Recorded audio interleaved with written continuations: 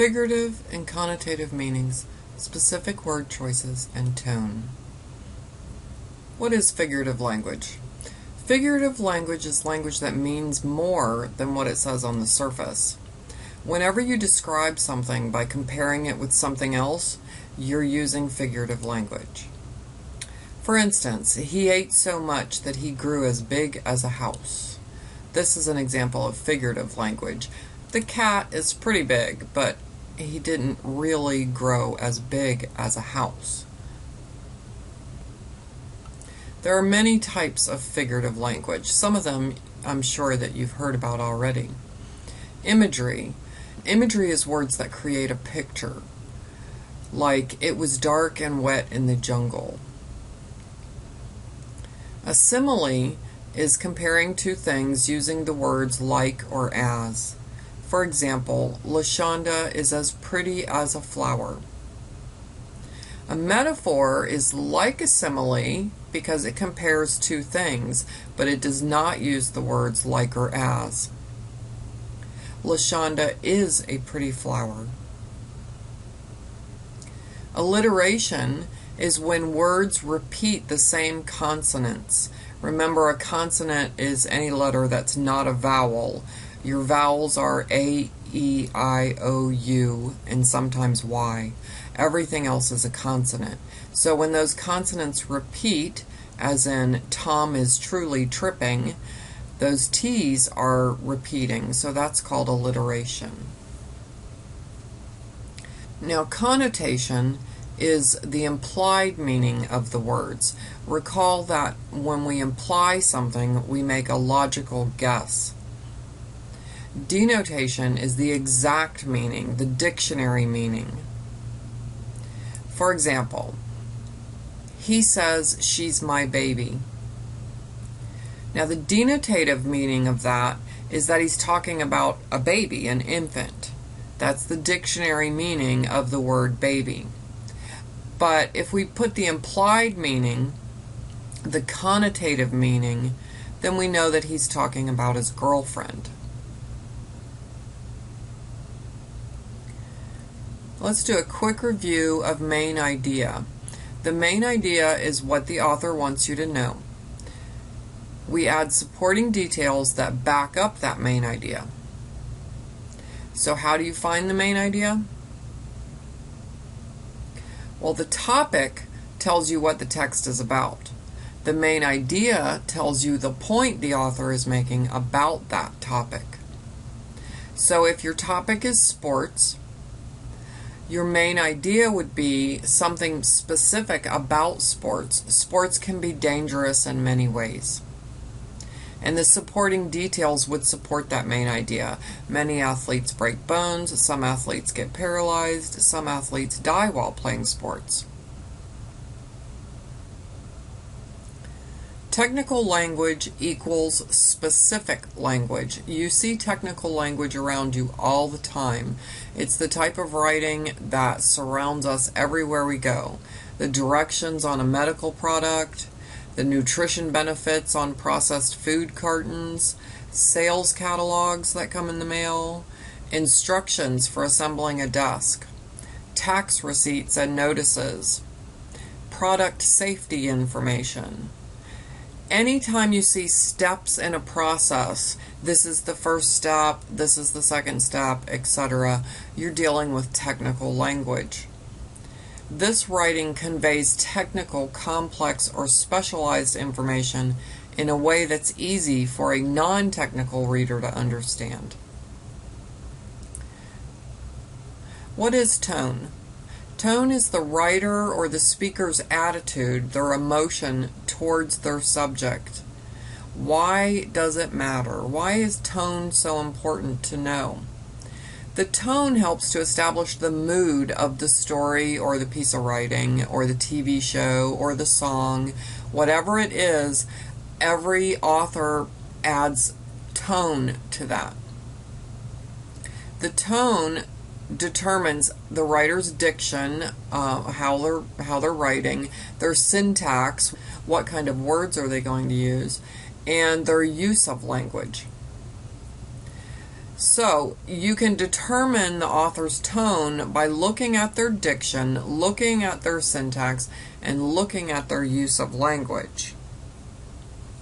To learn the tone, you need to examine the figurative language, which we already talked about, the diction, and the denotative and connotative meaning. By looking at all of these things, you should be able to decide what mood, what tone the author is trying to set. Okay, so let's look at the steps you're going to be using for your apply work. Steps 1 through 3 are asking you to identify figurative language. Narrative of the Life of Frederick Douglass, an American Slave, written by Frederick Douglass. In this passage, Douglass is speaking of his mistress, the woman who owned him. Slavery soon proved its ability to divest her of these heavenly qualities. Under its influence, the tender heart became stone, and the lamb-like disposition gave way to one of tiger-like fierceness. The first step in her downward course was in her ceasing to instruct me. She now commenced to practice her husband's precepts. She finally became even more violent in her opposition than her husband himself. She was not satisfied with simply doing as well as he had commanded. She seemed anxious to do better. Nothing seemed to make her more angry than to see me with a newspaper. She seemed to think that here lay the danger. I have had her rush at me with a face made all up of fury and snatch from me a newspaper in a manner that fully revealed her apprehension. She was an apt woman, and a little experience soon demonstrated to her satisfaction that education and slavery were incompatible with each other. Okay, so in these first steps, you're asked to copy down one example of figurative language that you found in the text. So here's one example that I found. Under its influence, the tender heart became stone, and the lamb-like disposition gave way to one of tiger-like fierceness. Do you agree with me that this is an example of figurative language? First of all, what is the literal meaning of this quote? Well, this line is showing the way the slave mistress turns from being a kind person to one that has been toughened up due to the institution of slavery. The comparisons shown here make it easier for readers to understand the transformation that the slave mistress undergoes. Okay, did the mistress literally turn to stone? Was she really turned into a tiger, as fierce as a tiger? No, that would be the literal meaning of this quote. So let's look at the connotative meaning of the quote. Remember that the denotative meaning would be that literal meaning, but the connotative means that we have to kind of imply what it was the author was trying to say. So the connotative meaning, the implied meaning, is that her heart, which had once been soft and generous, had now become hard and cynical. She had once been gentle, but now she had become tough like a lion, like a tiger. So how is the literal meaning different from the connotative, the implied meaning?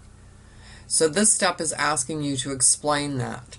The literal meaning differs from the connotative in that it conveys the tone of the transformation rather than just the reality. If we were going to put the denotative meaning, the literal meaning, we would have just simply said that the mistress used to be nice and now she's not. She used to be gentle, but now she's really mean. So that would be the literal meaning, but it doesn't convey the tone that we want. Remember, the author is always trying to create that mood, that tone.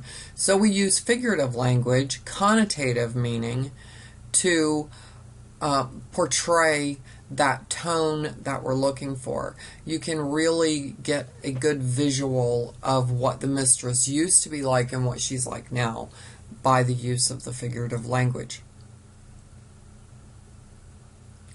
So in step 6, you're asked, how does the figurative phrase enhance your understanding of the text? Well, it helps you to understand and empathize, feel for what the slave mistress has gone through and what the slave is going through. So by using that figurative phrase, we're able to portray a certain emotion and a certain mood, a certain tone. So steps 7 through 8 ask you to analyze how the figurative language impacts the text. You need to first find the main idea of the passage. What was this passage all about? Well, the passage was mainly about how slavery changed the mistress. Not how it changed the slave, but how it changed the mistress, the woman who owned Douglas. Explain how the figurative language that you identified helps you to understand that main idea. Well, the figurative language speaks directly to and exposes clearly the changes that occurred in the mistress as a result of slavery. She used to be nice, and then after she became a slave owner, she became not so nice anymore. So let's see if we can find some technical language in this passage.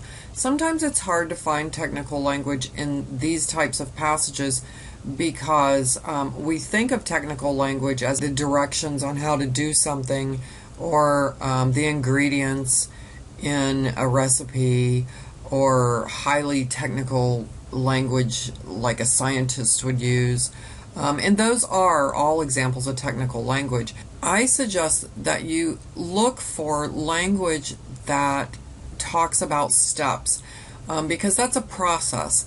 In this passage, the author is explaining to you the process of how his mistress went from being a really nice lady to a really mean lady because of slavery. So he starts out by saying the first step in her downward course was in her ceasing to instruct me. So we see now that we're dealing with a process because he's talking about the first step, and then he talks about the next step. So we can consider this as technical language in this passage. So what is the meaning of this technical language? Well, as I just said, Douglas is using this language to identify this process by which his mistress began to change. Whenever an author starts to lay out steps, then you're dealing with technical language. So how does this particular phrase impact the text? Well, it gives the reader a starting point in this process of the mistress's change from being a loving woman to a hard, fierce woman.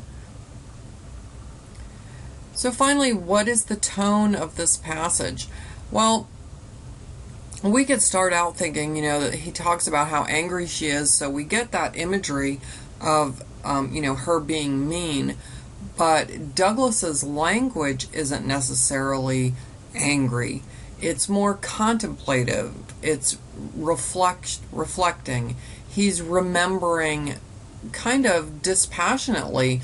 He doesn't seem to really have an emotion about it. He's just describing what this woman turned into, but he hasn't really told us how it affected him, what kind of emotions he was going through. So the tone that we're getting is just simply a reflective tone, a contemplative tone. So this tone kind of shows his attitude towards how he related to his mistress at this time.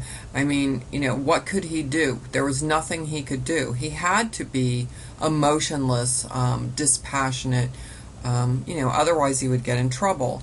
So this kind of reflective tone gives his words credibility. It makes you see what his life was like as a slave. His mistress was this really nice lady, and then she went to being really mean, but he is not allowed to show any emotion about this. So he's telling this to us in that same tone that he took while he was a slave, just relaying the information to you and contemplating it and kind of thinking about why she became mean. What was it that caused her to turn like that?